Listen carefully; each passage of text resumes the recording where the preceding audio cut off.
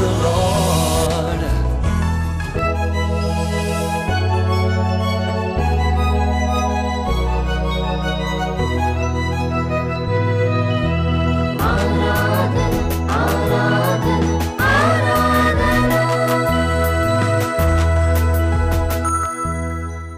Praise the Lord. Doordarshan Yadagiri ప్రేక్షకులకు ప్రభువైన యేసుక్రీస్తు నామంలో శుభములు. ఆరాధన క్రైస్తవ భక్తి గీతాల కార్యక్రమానికి ప్రేమతో ఆహ్వానం. సర్వమానవాళి మెస్సయ్య కొరకు అనగా రక్షకుని కొరకు ఎదురు చూస్తున్న వేళ యేసుక్రీస్తు తన ఉత్కృష్టమైన రక్షణ ప్రణాళికను నెరవేర్చడానికై సాత్వికుడైన రాజుగా ఎంపిక లేని భారవాహకమైన గాడిద పిల్లపై యెరూషలేము నగర ప్రవేశం చేసిన రోజు. ఈరోజు యెరూషలేంలో జనులందరూ హోసన్నా హోసన్నా అంటూ జయ జయ ధ్వనాలతోనూ ఆయనను స్తుతులతోనూ విధేయతతోనూ విశ్వాసముతోనూ బహుమతులతోనూ ఆయనను స్వాగతించారు. అదే ప్రజలు కొద్ది రోజులకే అన్యాయపు తీర్పుతో సిలువ వేయుడి అంటూ ఆయనను అన్యాయంగా సిలువలో అప్పగించిన వైనం మనం చూస్తాం. ఈనాటి రాగ సుధారస మంజరి మీకు సమర్పిస్తున్న వారు బెరాకా ప్రేయర్ హౌస్, కుకట్పల్లి.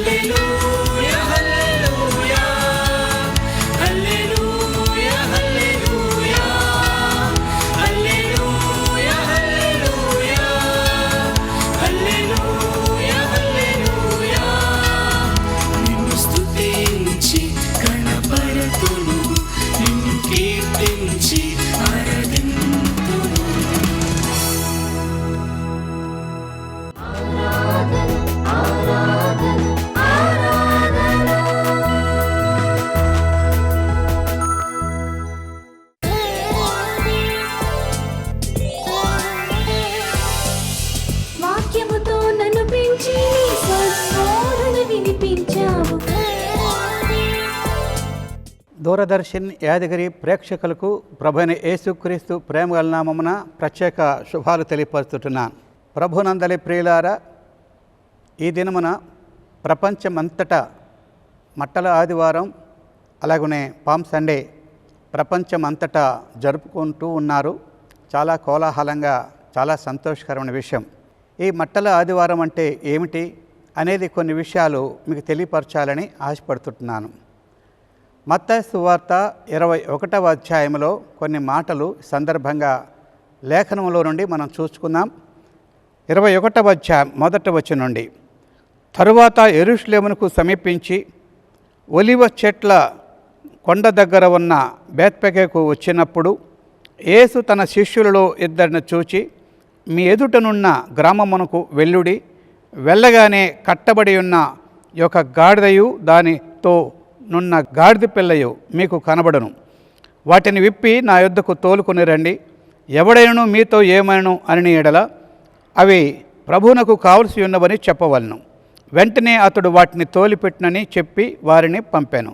ప్రవక్త వలన చెప్పబడినది నెరవేరినట్లు ఇది జరిగాను. అదేమనగా, ఇదిగో నీ రాజు సాత్వికుడై గాడిదను భారవాహక పశుపిల్ల అయిన చిన్న గాడిదను ఎక్కి నీ యొద్దకు వచ్చుచున్నాడని సియోను కుమారుతో చెప్పుడు అనుడి. ప్రభునందలి ప్రియులారా, ఈ మాటలను చాలా జాగ్రత్తగా గమనించాల్సిందిగా ప్రభుపేట మనం చేస్తున్నాం. ఈ మట్టల ఆదివారం సందర్భంగా బేత్పగే గ్రామం నుండి యెరూషలేమునకు యేసుక్రీస్తు ప్రభువారు గాడిద పిల్లను ఎక్కి ఆయన యెరూషలేమునకు మరి ఉత్సాహంగా, కోలాహలంగా వస్తూ ఉన్నట్టు మనము చూస్తుంటున్నాం. మరి అదే సమయంలో అనేక మంది పిల్లలు మరి ఉత్సాహంతో హల్లెలూయా హల్లెలూయా, హోసన్నా హోసన్నా, జయము ప్రభు అయిన యేసుక్రీస్తుకై జయము అని చెప్పని ప్రభువును స్తుతిస్తూ కేకలు వేస్తూ ఉత్సాహంగా, ఆర్భాటంగా మరి యెరూషలేమునకు గాడిద మీద యేసుక్రీస్తు ప్రభువారు వస్తుంటుండగా పిల్లలు చాలా కోలాహంగా పాటలు పాడుతూ ఉత్సాహంగా గంతులు వేస్తూ ఉన్నట్లుగా మనము చూస్తుంటున్నాం. ప్రభునందలి ప్రియులారా, ఈ మట్టల ఆదివారం అనేది అనేక మందికి ఉత్సాహంగా, సంతోషకరంగా ఉన్నది. అది ఎందుకు సంతోషకరంగా ఉంది అనంటే, ప్రభువైన యేసుక్రీస్తు వారు బేత్పగే నుండి యెరూషలేమునకు వస్తున్నాడు. యెరూషలేమునకు యేసుప్రభువారు ఎందుకు వస్తున్నాడంటే, ఎందుకు వస్తున్నాడు అనేది యేసుప్రభువారికి ముందే తెలుసు. ప్రియులారా, ఆయన మన అందరి కొరకు, మన పాపముల కొరకు ఆయన బలి అవటానికే యెరూషలేమునకు వస్తున్నాడన్న సంగతి యేసుప్రభు వారికి ముందుగానే తెలుసు. ఇక్కడ ఈ మట్టల ఆదివారం మనకు తెలియపరిచే విషయం ఏంటంటే, ఆనాడు అనేక మంది మరి గాడిద వస్తున్నప్పుడు గాడిద కింద విలువైన బట్టలు పరిచినట్లుగా మనం చూస్తున్నాం. అంతేకాకుండా మరి చెట్లు కొమ్మలు దారికి అటు ఇటు కొమ్మలు విరిచి లేక నరికి వేసినట్టుగా మనం చూస్తున్నాం. కాబట్టి ఇదిగో రాజు వస్తున్నాడు, ఇదిగో రాజు వస్తున్నాడనే ఉత్సాహంతో వారంతా కూడా గంతులు వేస్తూ ఉత్సాహంతో కీర్తనలు పాడుతూ ఉన్నట్టుగా మనం చూస్తున్నాం. అయితే దీని ద్వారా మనం నేర్చుకోవాల్సిన ఆత్మీయమైన విషయాలు చాలా ఉన్నాయి అని మీకు గుర్తు చేస్తున్నా. అదేమిటంటే, యేసు ప్రభు జీవితంలో ఆయన ఏం చేసినా, ఆయన ఏమైనా, ఆయన పుట్టుక కానీ, ఆయన మరణం కానీ, అలాగే గాడిద మీద ఆయన ప్రయాణం చేస్తున్న ఈ యొక్క మట్టల ఆదివారం సందర్భంగా కానీ, ఆయన తిరిగి లేచిన విధానం కానీ, ఇవన్నీ కూడా ముందుగానే ప్రవక్తలు ప్రవచించారు. ప్రవక్తల ప్రవచనాలు బట్టి మరి ఇదంతా కూడా జరుగుతుంది. గాడిద మీదనో గాడిద పిల్ల మీదనో యేసుప్రభు రావటం అనేది అనుకోకుండా జరిగింది కాదు. అది యాక్సిడెంటల్గా జరిగింది కాదు, అది ముందుగానే ఈయనను గూర్చి వ్రాయబడి ఉంది. జకర్యా అనే ప్రవక్త 9వ అధ్యాయం 9వ వచనంలో ఈ మాట చెప్తున్నాడు, ఇదిగో మీ దీనుడు గాడిద మీద ఎక్కి, గాడిద పిల్ల మీద ఎక్కి ఆయన వస్తున్నాడు, ఉత్సాహించి సంతోషించుడి, ఆయన దీనుడుగా వస్తున్నాడు అని చెప్పని జకర్యా అనే ప్రవక్త 9వ అధ్యాయం 9వ వచనంలో ముందుగానే వ్రాసిపెట్టాడు. ఆయన వ్రాసిపెట్టిన ప్రవచనాన్ని బట్టి, ఆ యొక్క లేఖనమును బట్టి యేసుక్రీస్తు ప్రభువారు గాడిద మీదనో గాడిద పిల్ల మీదనో ఎక్కి వస్తున్నట్టు మనం చూస్తున్నాం. ప్రియులారా, దేవుడు చేసిన సృష్టి అంతట్లో ఎన్నో జంతువులు ఉంటుండగా గాడిదనే ఎంచుకోవటంలో ఉద్దేశం ఏంటి? గాడిదనే ఎందుకు ఎంచుకున్నాడు? ఎందుకంటే గాడిద తృణీకరింపబడిన జంతువు. ఎవరైనా తిట్టేటప్పుడు ఏమంటారంటే, అరే పోరా గాడిద అని చెప్పని తిడతారు, అసహించుకుంటారు, తిడతారు. గాడిద అంటే తృణీకరింపబడింది అని అర్థం. కాబట్టి యేసుక్రీస్తు ప్రభువారు గాడిదని ఎంచుకోవడంలో ఉన్న ఉద్దేశం ఏంటంటే, మానవులమైన మనము కూడా తృణీకరింపబడిన స్థితిలోనే ఉన్నాము. ఆయన గాడిదను కాదు ఎంచుకోవటం, గాడిద లాంటి మానవులమైన మనల్ని ఎంచుకున్నాడని 1 కొరింథీ పత్రిక 1వ అధ్యాయం 26వ వచనంలో మనం చూస్తుంటున్నాం. తృణీకరింపబడిన మనల్ని, విసర్జింపబడిన మనల్ని, ఎన్నిక లేని మనల్ని ఆయన తన కొరకు మనల్ని ఏర్పరచుకున్నాడు. ఒక గాడిదను యేసుప్రభువు తన కొరకు ఎలాగో ఏర్పరచుకున్నాడో, గాడిద లాంటి మానవులమైన నిన్ను నన్ను తృణీకరింపబడిన మనల్ని, విసర్జింపబడిన మనల్ని, ఎన్నిక లేని మనల్ని యేసుప్రభువు ఏర్పాటు చేసుకున్నట్లు మనం చూస్తున్నాం.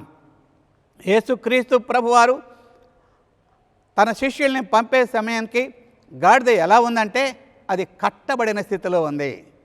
అది కట్టబడి ఉన్నదే గాడిద. కాబట్టి మీరు విప్పి నా కొరకు తోలుకొని రండి, నా కొరకు తీసుకొని రండి అని యేసుప్రభువారు చెప్పాడు. అప్పుడు శిష్యులు ఆ గాడిదను విప్పి తోలుకొని వస్తున్నారు. గాడిద విప్పకముందు కట్టబడి ఉన్నది. అంటే ఈ గాడిద ఎలాగో కట్టబడిందో ప్రతి మానవుడు కూడా ఆయా రీతులుగా కట్టబడి ఉన్నట్టు మనం చూస్తున్నాం. యోహాను సువార్త 8వ అధ్యాయం 34వ వచనంలో, పాపము చేయు ప్రతి వాడును పాపమునకు దాసుడు. ప్రతి మనిషి పాపము చేత కట్టబడి పాపానికి బానిసై పాపానికి దాసుడుగా ఉంటున్నాడు. కాబట్టి ఈ పాపముకు కట్టబడిన గాడిదను, కట్టబడిన గాడిదను ఎలాగో యేసుప్రభువు విప్పి తోలుకుని వచ్చాడో, అదే రీతిగా పాపముకు కట్టబడిన ప్రతి మనిషిని, పాపము చేత బంధింపబడిన ప్రతి మనిషిని వారి పాపము కట్ల నుండి విడిపించడానికే యేసుప్రభువు ఈ లోకానికి వచ్చాడని ఈ సమయంలో నేను మీకు గుర్తు చేస్తున్నాను. యెషయా అనే ప్రవక్త 61వ అధ్యాయం 1వ వచనంలో ఈ మాట చెప్తున్నాడు, బంధింపబడిన మనల్ని విడిపించడానికే యేసుప్రభువు వచ్చాడు. పాపపు కట్లు తెంచడానికి ఎలాగూ ఆ గాడిద యొక్క కట్లు తెంపబడ్డాయో, గాడిదను విప్పి ఎలాగో తోలుకుని వచ్చారో, అదే రీతిగా పాపము చేత కట్టబడిన బంధింపబడిన మనల్ని కూడా ప్రతి పాపపు కట్ల నుండి, బంధకాల నుండి విడిపించడానికే యేసుక్రీస్తు ప్రభువారు ఈ లోకానికి వచ్చాడనే సత్యాన్ని నేను మీకు జ్ఞాపకం చేస్తున్నాను. ప్రభునందలి ప్రియులారా, యేసు ప్రభువారు గాడిద మీద ఊరేగిస్తూ ఉంటున్నప్పుడు పిల్లలు అందరూ కూడా కేకలు వేశారు. యేసు ప్రభువారికి జయము జయము అని అంటున్నారు. జయము జయము, దావీదు కుమారుడికి జయము, ప్రభు పేరిట వచ్చువాడు స్తుతింపబడునుగాక, సర్వోన్నతమైన స్థలంలో జయము అని యేసు ప్రభువారిని కీర్తించారు, ఘనపరిచారు. ప్రియులారా, అంటే పిల్లలు ఈ రీతిగా స్తుతిస్తూ ఉంటే అది ముందుగానే పిల్లలు ఈ రీతిగా కీర్తిస్తారు, స్తుతిస్తారు అని చెప్పని ముందుగానే పరిశుద్ధాత్మ దేవుడు రాసిపెట్టాడు. 8వ కీర్తన 2వ వచనంలో బాలురు యొక్కయు చంటి పిల్లల యొక్కయు స్తుతులతో దుర్గము స్థాపించుకుంటా అన్నాడు. పిల్లలు ముందుగానే ఎలాగో స్తుతిస్తారని, ఘనపరుస్తారని, మహింపరుస్తారని పరిశుద్ధాత్మ దేవుడు ముందుగానే వ్రాసిపెట్టినట్లు మనము చూస్తుంటున్నాం. ప్రభునందలి ప్రియులారా, బైబిల్ గ్రంథంలో ఏదైనా యేసు ప్రభు గురించి వ్రాయబడినప్పుడు అవన్నీ కూడా ముందుగానే వ్రాయబడి ఉన్నది. పిల్లలు స్తుతించేది, పిల్లలు ఆరాధించేది ముందుగానే 8వ కీర్తన 2వ వచనంలో వ్రాస్తున్నారు. అయితే కొంతమంది అన్నారు, ఏమిటి కేకలు, ఏమిటి అరుపులు, ఎందుకు ఇట్లా కేకలేస్తున్నారు అని చెప్పంటే యేసు ప్రభు అన్నాడు, మీరు మౌనంగా ఉంటే ఈ రాళ్ళు కేకలేస్తాయి, మీరు మౌనంగా ఉంటే ఈ రాళ్ళు కేకలేస్తాయని చెప్పని యేసుప్రభువు వారు చెప్పాడు.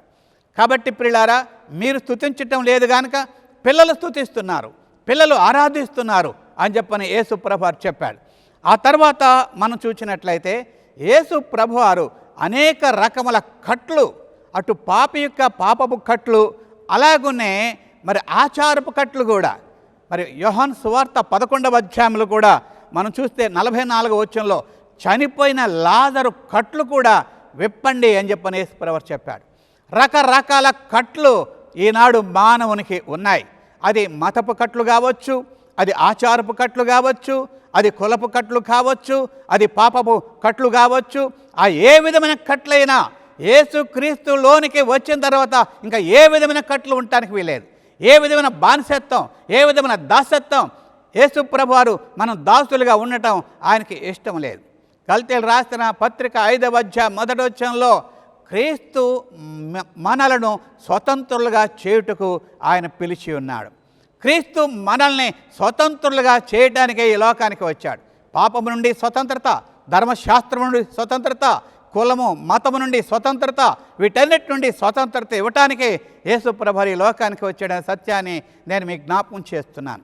ప్రభునందలి ప్రియులారా, యేసుప్రభువు వారు ఈ మంటల ఆదివారం సందర్భంగా చాలా ఉత్సాహంగా వెళ్తూ ఉన్నాడు. మరి గాడిద మీద ఎక్కి వెళ్తూ ఉన్నప్పుడు అందరూ జనులు తండోపుతండులుగా, పిల్లలకేంటి అనేక మంది ఆ వీధులు అంతా మరి కేకలు వేస్తూ ఉత్సాహంతో మరి దేవుని నామమున హల్లెలూయా, హోసన్నా హోసన్నా జయమంటూ కేకలు వేస్తూ ఉన్నట్టుగా మనం చూస్తున్నాం.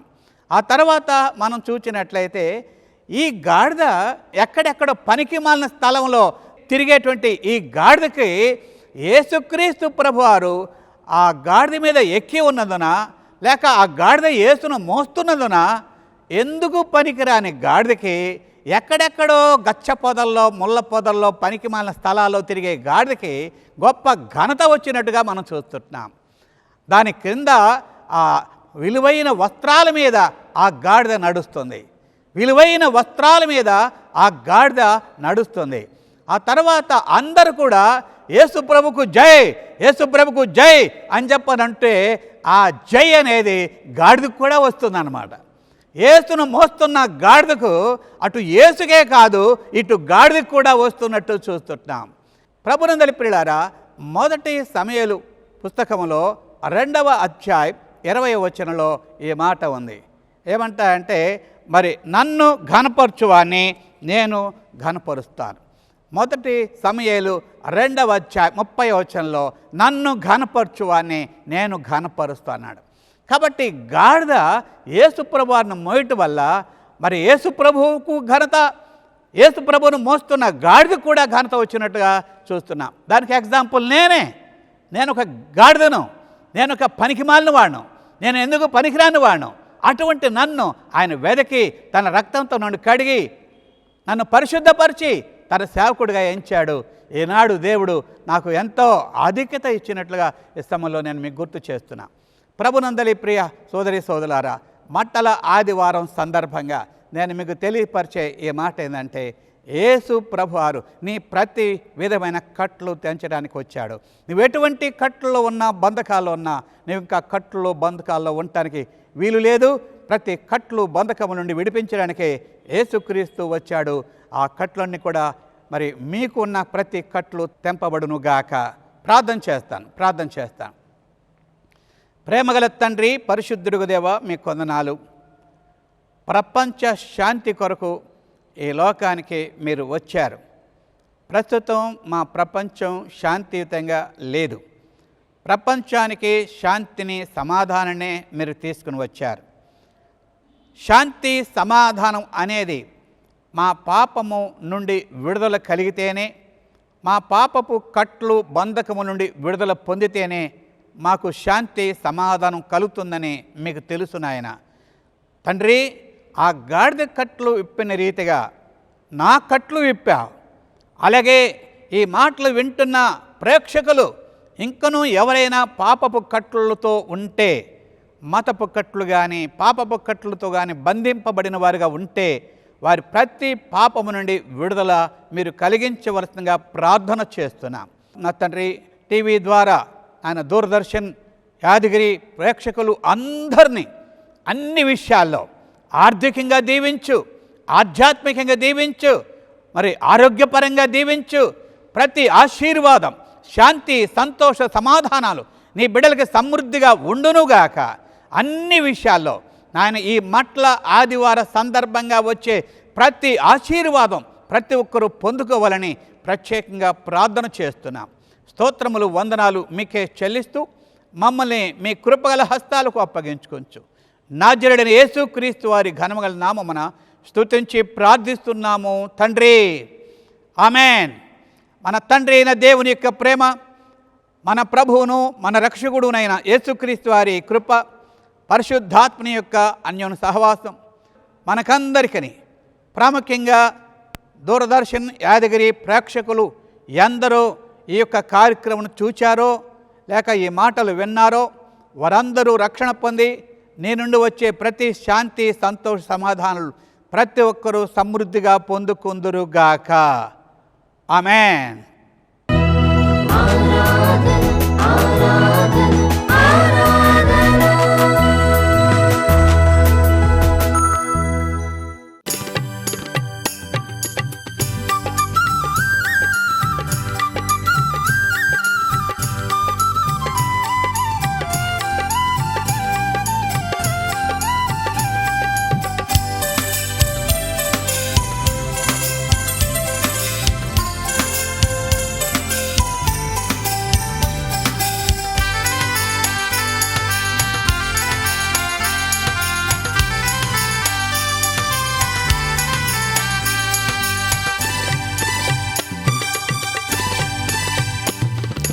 ఎంత గొప్ప రక్షణనిచ్చావయ్యా యేసయ్యా, ఎంత గొప్ప భాగ్యమునిచ్చావయ్యా, ఎంత గొప్ప రక్షణనిచ్చావయ్యా యేసయ్యా, ఎంత గొప్ప భాగ్యమునిచ్చావయ్యా. ఇంతని అంతని నే చెప్పలేను, వివరించుటకు నాలుక చాలదు. ఇంతని అంతని నే చెప్పలేను, వివరించుటకు నాలుక చాలదు. హల్లెలూయా హల్లెలూయా యేసయ్యా, హల్లెలూయా హల్లెలూయా యేసయ్యా, హల్లెలూయా హల్లెలూయా యేసయ్యా. దండాలేసయ్యా నీకు దండాలేసయ్యా, హల్లెలూయా హల్లెలూయా యేసయ్యా, హల్లెలూయా హల్లెలూయా యేసయ్యా, హల్లెలూయా హల్లెలూయా యేసయ్యా. దండాలేసయ్యా నీకు దండాలేసయ్యా. ఎంత గొప్ప రక్షణనిచ్చావయ్యా యేసయ్యా, ఎంత గొప్ప భాగ్యమునిచ్చావయ్యా, ఎంత గొప్ప రక్షణనిచ్చావయ్యా యేసయ్యా, ఎంత గొప్ప భాగ్యమునిచ్చావయ్యా.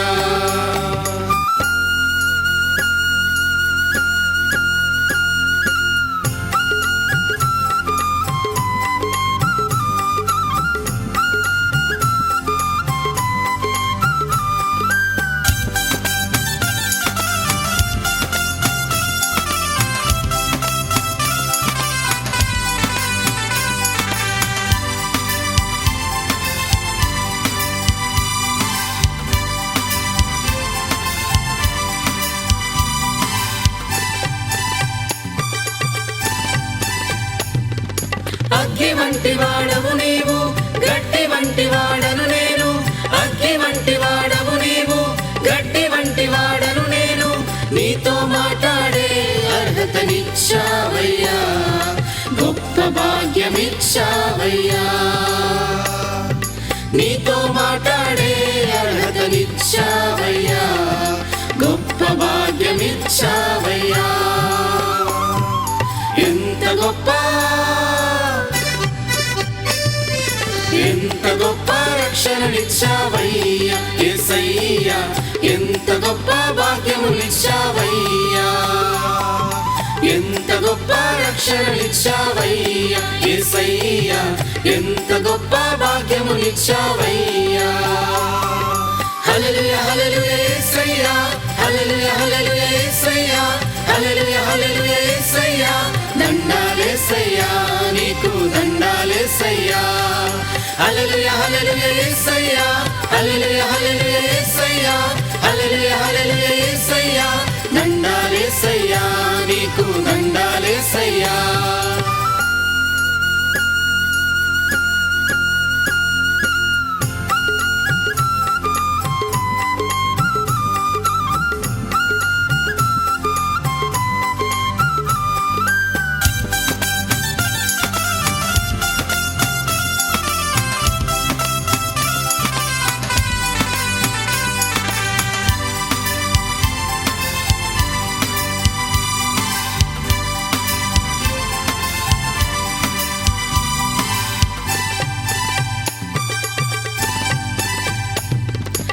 పాపినైన నన్ను నీవు పరిశుద్ధునిగా మార్చావు. పాపినైన నన్ను నీవు పరిశుద్ధునిగా మార్చావు. నిత్య జీవమిచ్చి ధన్యుని చేసావయ్యా, గొప్ప భాగ్యమిచ్చావయ్యా. నిత్య జీవమిచ్చి ధన్యుని చేసావయ్యా, గొప్ప భాగ్యమిచ్చావయ్యా. ఎంత గొప్ప ఎంత గొప్ప రక్షణలిచ్చావయ్యా యేసయ్యా, ఎంత గొప్ప భాగ్యములిచ్చావయ్యా. ఎంత గొప్ప రక్షణలిచ్చావయ్యా యేసయ్యా, ఎంత గొప్ప భాగ్యములిచ్చావయ్యా. ఇంతని అంతని నే చెప్పలేను, వివరించుటకు నాలుక చాలు. ఇంతని అంతని నే చెప్పలేను, వివరించుటకు నాలుక చాలు. హల్లెలూయా హల్లెలూయా యేసయ్యా, హల్లెలూయా హల్లెలూయా యేసయ్యా, హల్లెలూయా హల్లెలూయా యేసయ్యా. దండాలేసయ్యా నీకు దండాలేసయ్యా. హల్లెలూయా హల్లెలూయా యేసయ్యా, హల్లెలూయా హల్లెలూయా యేసయ్యా, హల్లెలూయా హల్లెలూయా యేసయ్యా. దండాలేసయ్యా నీకు దండాలేసయ్యా, దండాలేసయ్యా నీకు దండాలేసయ్యా, దండాలేసయ్యా నీకు దండాలేసయ్యా. ఈ కార్యక్రమం మీకు మీ కుటుంబాలకు ఆశీర్వాదకరంగా ఉందని నమ్ముతున్నాను. ఆ దేవదేవుని దీవెన, కాపుదల, భద్రత సదా మీకు మీ కుటుంబాలకు కలగాలని ఆశిస్తుంది మీ లిపి కీర్తన. ప్రతి ఆదివారం ఉదయం 6 గంటలకు ఇదే ఛానల్లో ఆరాధన క్రైస్తవ భక్తి గీతాల కార్యక్రమాన్ని తప్పక వీక్షించి దైవ దీవెనలు పొందండి. Praise the lord.